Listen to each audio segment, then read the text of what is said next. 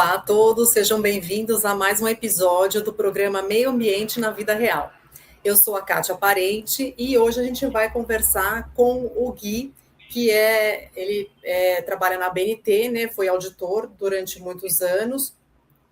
Hoje ele é gestor.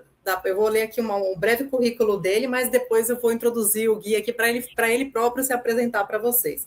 Mas ele é engenheiro mecânico, formado pela Federal Fluminense, e depois ele fez o mestrado em engenharia ambiental pela Universidade do Estado do Rio de Janeiro. Hoje ele é gerente de certificação de sistemas da ABNT e trabalhou algum tempo como auditor, né, auditorias de terceira parte para acreditação de laboratórios e ensaios. Foi auditor líder de sistemas da gestão da qualidade. Né? Porque a formação ainda continua, né? E ministrou várias palestras e treinamentos na área de rotulagem ambiental, certificação de produtos e serviços e sistemas, coordenador da Comissão Permanente de Credibilidade do Comitê Brasileiro de Avaliação da Conformidade, representante da ABNT no Global Ecolabeling Network.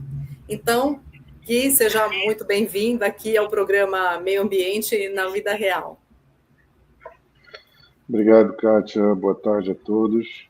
Boa tarde. Bom, me apresentando, sou o Gui Ladvocat, como a Kátia já comentou, estou agora, né, já há alguns anos, como gerente de certificação de sistemas aqui na BNT, e a minha gerência hoje tem duas células principais, é a célula de sistemas de gestão, a parte de certificação de sistemas de gestão da qualidade, sistema de gestão ambiental, saúde e segurança ocupacional, uma série de outros programas também de sistema de gestão, e uma célula mais recente, embora já tenha alguns anos atuando, mas ela é mais recente do que a outra, né? Que é a célula dos programas de certificação na área da sustentabilidade, onde nós trabalhamos com a verificação de inventários de gás de efeito estufa, a rotulagem ambiental, que é uma certificação de produtos com base em requisitos socioambientais, pegada de carbono, neutralidade de carbono, ESG. Então, a gente tem desenvolvido, né, essa área tem crescido muito rápido, e a gente tem desenvolvido vários programas nessa área, que é uma área que está cada vez mais em evidência. Sim. E sendo exigida aí no mercado, tanto aqui no Brasil, como também em outros países no exterior, na Europa, Estados Unidos, enfim. Então, é um prazer estar aqui, espero poder contribuir com essa entrevista. Sem dúvida, conteúdo não falta, né, de experiência. Então, mas atualmente você comentou comigo que você não está mais fazendo as auditorias presenciais, né? Você está com a parte de gestão dos sistemas. E essa parte de gestão que você comentou em relação ao crédito de carbono, essa implementação nova, né, do crédito de carbono e também a vertente ESG, como que você tem sentido isso no mercado, né? A receptividade das pessoas em relação a esse assunto? Olha, alguns programas, eles vêm crescendo bastante. Por exemplo, a questão da verificação de inventário de gás de efeito estufa é um crescimento constante, até porque muitos órgãos ambientais começam a exigir que as empresas façam seus inventários e procurem um organismo para fazer a verificação dos inventários. Certo. Em alguns estados é uma exigência, outros não, mas mesmo quando não é exigência, sempre acaba que a empresa que faz tem alguma vantagem, parte tributária, enfim. Sim. Para exportar os produtos, muitas vezes é necessário ter o seu inventário também realizado.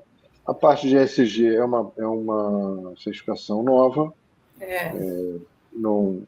já não havia alguns anos atrás, mas é uma área onde acaba se buscando coisas novas, aprimorando as coisas que já existem e coisas novas vão surgindo. Há sempre algum movimento. A questão de ESG, por exemplo, já é falada há bastante tempo, mas ela não estava muito organizada, né? Cada lugar falava de um jeito, as iniciativas eram variadas e cada um fazendo esse trabalho de uma forma diferente. E a BNT, então, pegou e criou uma prática recomendada, reunindo todo esse material e criando certo. uma coisa mais organizada, mais direcionada, e Tá. isso permitiu que se criasse esses programas, eu diria o programa da BNT, né, principalmente, que é o programa baseado nessa norma, e que ele está realmente assim ganhando força ainda, digamos, né? Sim, ainda Ainda está não engatinhando. estourou no mercado, mas já está ganhando força. Cada vez mais a gente sente que o interesse para esse tipo de certificação está crescendo. Outros programas a gente sente que estão assim, mas não com tanta força, mas enfim, em termos gerais, né, os programas de certificação na área da sustentabilidade, eles têm crescido bastante e é uma tendência que cresçam cada vez mais. Ah, Até sem por uma dúvida. tendência não só nacional, mas internacional. O mercado Sim. internacional, ele busca cada vez mais esse tipo de atividade.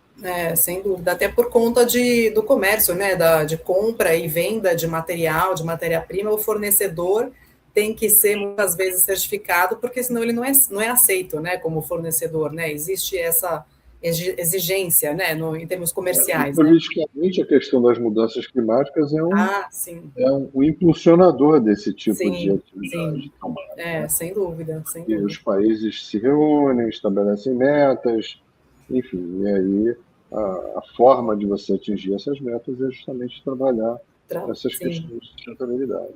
sem dúvida. Agora, quanto ao ESG, eu sei que tem a PR 2030, né, que foi a práticas, Isso. né, essa norma que não é uma norma, né, chama de práticas, né, ela já virou norma, porque até onde eu acompanhei, que eu inclusive fiz um curso pela BNT que para fazer a interpretação dessa PR 2030, né, e depois eu fiz o curso que era de auditor interno dessa Sim. PR. Ela já virou norma, como norma NBR? Olha, a prática recomendada ela é um tipo de norma, né? A Sim. norma é um termo genérico. Você tem normas de requisitos, você tem normas de diretrizes, você tem normas de nomenclatura, você tem normas de diversos tipos de normas. A prática recomendada é um tipo de norma, né? Sim, Ela não virá a ser nunca uma norma de requisito, porque o próprio nome já diz, prática recomendada. Mas certo. mesmo as normas NBR, muitas vezes elas não são de requisitos. Elas são de especificações, elas são de normas de método de ensaio, tem vários tipos de normas, né? Certo. E foi criado há pouco tempo pela direção atual da BNT, criado esse novo tipo de norma, né, que é uma prática recomendada. É um modelo de norma que é, eu diria assim, mais fácil de se desenvolver. Ela tem uma velocidade maior no seu desenvolvimento do que uma norma mais robusta como uma NBR, uma norma de requisito, uma norma de especificação de um produto. A prática recomendada ela tem uma velocidade maior no seu desenvolvimento, é mais Ah, ágil. tá, interessante, interessante. Agora, em termos de certificação, né, para você receber o certificado, ela também pode ser, porque se você atende todos os requisitos e tudo mais que tem na PR, isso gera uma certificação ou ainda não? Diretamente não, Tá, porque é uma prática recomendada. Então a empresa certo. pode implementar ou não, pode implementar uma parte, pode interpretar algumas coisas. O que a gente faz nesses casos? Porque, na verdade, quem determina se vai existir certificação ou não em algum setor não é a BNT, não é o próprio mercado. Ah, As sim, empresas querem demonstrar para os seus clientes, para o seu mercado, que elas têm alguma coisa e que essa coisa é referenciada num documento estabelecido. Então, o que a gente faz? A gente pega uma prática recomendada, como essa, por exemplo, foi o que a gente fez no caso da PR 2030, e a gente certo. transforma isso num programa de certificação. O programa é baseado na prática recomendada 2030, mas a certificação, a referência de certificação, os requisitos estão estabelecidos no programa, não na norma em si. Sim, Entendeu? sim. Legal, é bem interessante saber disso. Acaba virando um guia, né? É uma diretriz para a empresa, né? O guia, a diretriz é a própria PR 2030. Isso, O, exato. o A PR programa transforma essas diretrizes, né, essas essas práticas recomendadas em requisitos, e as empresas que atendem a esses requisitos, quer dizer, a gente complementa, digamos assim, o documento com as regras para que possa se obter a certificação. Porque, por exemplo, a norma PRMT, ela não diz que a empresa tem que ter isso ou tem que ter aquilo. Sim. Ela recomenda uma série de práticas e ela tem um enquadramento, né? Um nível de materialidade. Então, o que a gente faz? A gente estabelece um valor mínimo que a empresa tem que atender para poder obter a certificação. Então, mesmo, mais ou menos, a gente pega o que está estabelecido nessa prática e transforma em alguns requisitos e coloca também as regras para que a empresa possa obter a certificação. Legal, interessante isso. E você acha que, no caso, agora eu estou perguntando, eu já tenho uma visão melhor, um pouco, né, mais desenvolvida, vamos dizer, sobre isso, por conta de experiência profissional, mas para quem está engatinhando nisso, você acha que as empresas que já têm a certificação, a ISO 9000, a ISO 14000, ou a de segurança do trabalho, essas todas normas, é mais fácil para a empresa entrar para o programa de aplicação dos requisitos de ESG? Ela já está no meio do caminho, vamos dizer assim, né? Sim, com certeza. Com certeza. Primeiro, não só pelo fato dela já ter implementado questões relacionadas à qualidade, à própria gestão, que aí entra uma parte da governança também na norma, a parte ambiental, a parte de saúde e segurança ocupacional, que tem uma tendência voltada também para o lado social, enfim. A empresa já tem algum conhecimento, já tem algum trabalho nessa área, então, certamente ela já está com uma parte do caminho dela andado para ela conseguir chegar a uma certificação pelo programa da GSG na BNT, com certeza.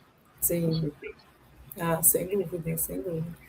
E no caso tanto da parte de governança quanto o social, né, que é o S, né, do ESG, engloba muito o entorno da empresa, né? Não é só. Eu acho que interessante esse conceito que o ESG trouxe, porque não fica só na empresa e na relação que ela tem com as outras empresas, né, de fornecedor e cliente. Ela acaba tendo que olhar no entorno dela, nas ações sociais, no impacto social que ela tem ali na região onde ela está, ou no percurso que ela tem que fazer para entregar um determinado tipo de produto, como for, né? Isso expande, né?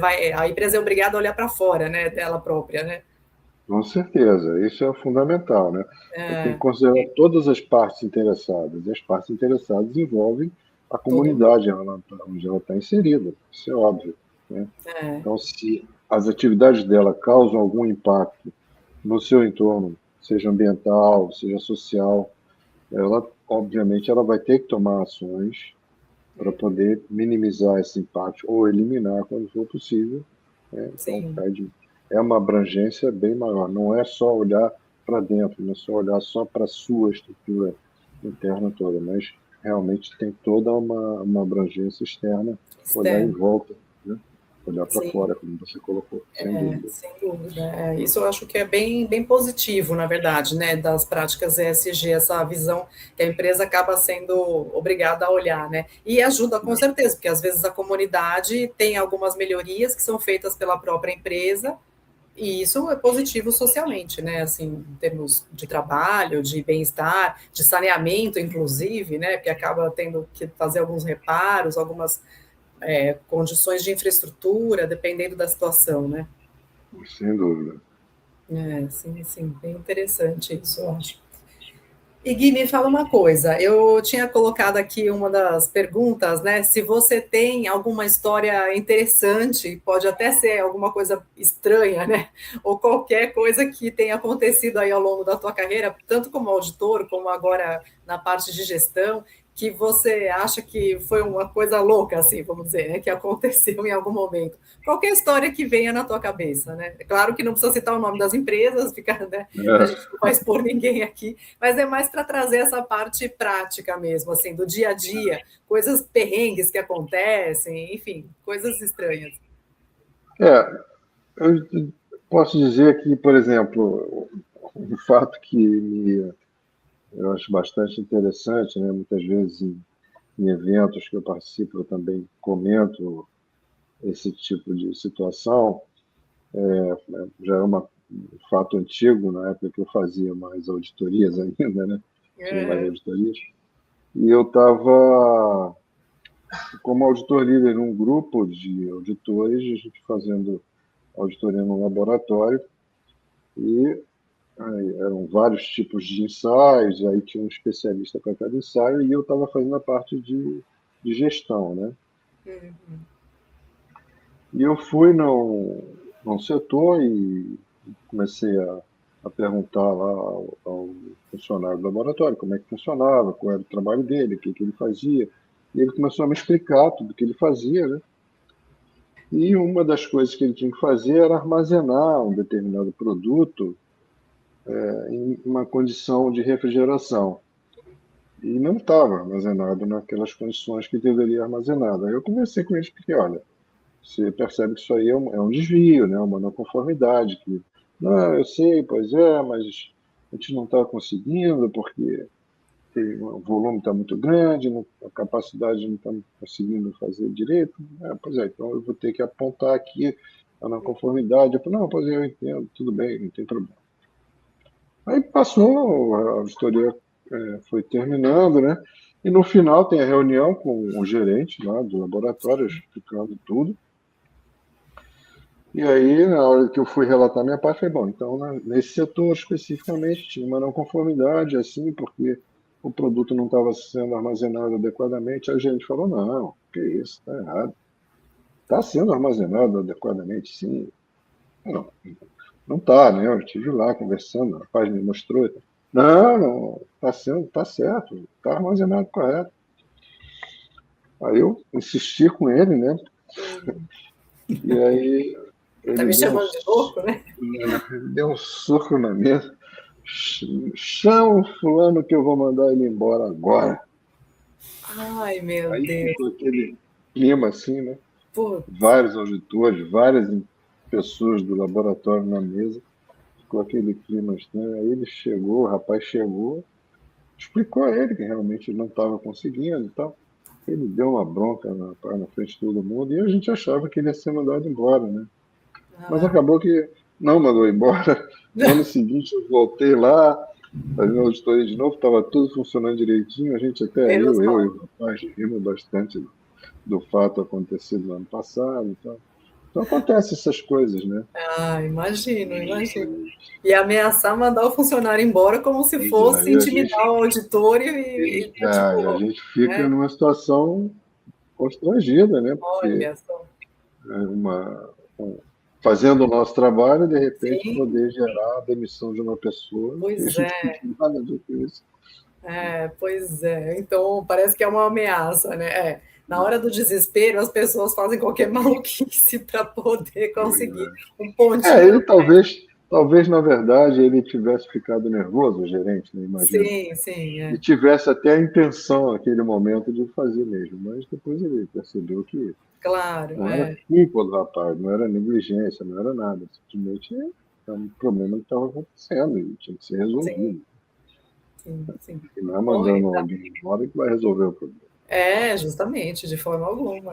Ainda mais que se não foi negligência do funcionário, né? Foi uma questão Exatamente. de infraestrutura, de que ferramentas Se que ele não talvez. tinha capacidade para armazenar tudo adequadamente, Então, mandar ele embora, a não, capacidade também não ia aumentar por causa disso. Né? exatamente, não é isso que vai mudar, é isso mesmo.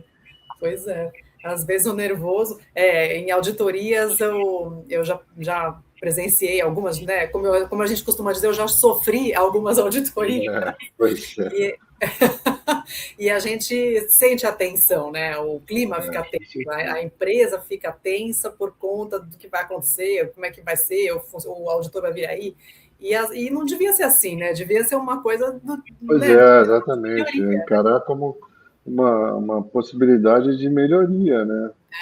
Sim, sem dúvida, sem Mas, dúvida. às vezes, os próprios auditores também assumem uma postura Com certeza, assim, de superioridade. E crítica, tipo, né? Em vez eu estou aqui, eu mando, e se você não fizer, você vai levar uma não conformidade, isso, né, vai causar um problema para a sua empresa.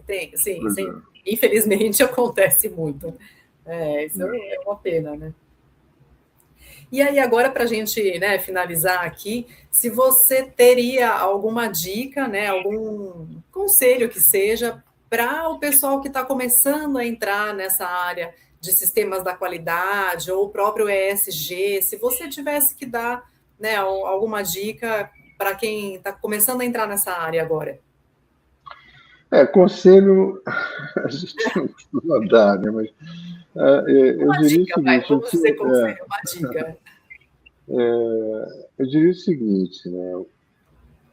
Todas essas certificações, essas normas, são ferramentas que eu considero ferramentas poderosas que podem ajudar, de fato, as empresas. Sim. Então, o que eu já vi muito ao longo da minha vida profissional, né, são muitas empresas que implementam simplesmente porque elas precisam ter um certificado, mas não utilizam, de fato, aquilo como uma ferramenta. Então, acaba tendo um custo, em vez de ser um investimento, vira um custo, né? E que acaba dificultando até a própria operação interna, porque ele se sente obrigado a fazer determinadas coisas que, na verdade, não está dentro do sistema que ela, assim, de gestão, né, que ela tem. Sim. Então, muitas vezes, já que é necessário, procurar se conscientizar da importância e da necessidade e usar essas certificações, essas normas e tudo, como uma ferramenta de fato de gestão. Né? Sim. Aproveitar e tirar a vantagem disso. E não considerar isso como um peso, né? Mas se buscar tirar a vantagem. É o que todas deveriam fazer, sem dúvida. Porque assim tira esse fardo, inclusive, da pressão da auditoria, que o auditor vai vir aqui e que tem que cumprir. Então, exatamente, se usar como uma ferramenta de melhoria, de crescimento, até pessoal, né, para os próprios funcionários, né, que vão aprender com aquilo, vão melhorar, vai facilitar o trabalho, inclusive, se ele for feito de forma adequada, né? Então, sem dúvida, é uma ferramenta que vale a pena, né? Se ele for levado a sério, vale a pena, sem dúvida. Sem dúvida. Legal. Que bom. Mais uma vez, muito obrigada, né, por ter aceito o convite de fazer essa entrevista, de contribuir, né, com o teu conhecimento aqui. E eu desejo sucesso aí para todos nós profissionalmente, e para todos que estão, né, nos assistindo, que aproveitem um pouco desse conhecimento para a sua vida profissional, né? Tá certo. Muito obrigado, então, Kátia. Eu que agradeço. Até uma próxima. Até.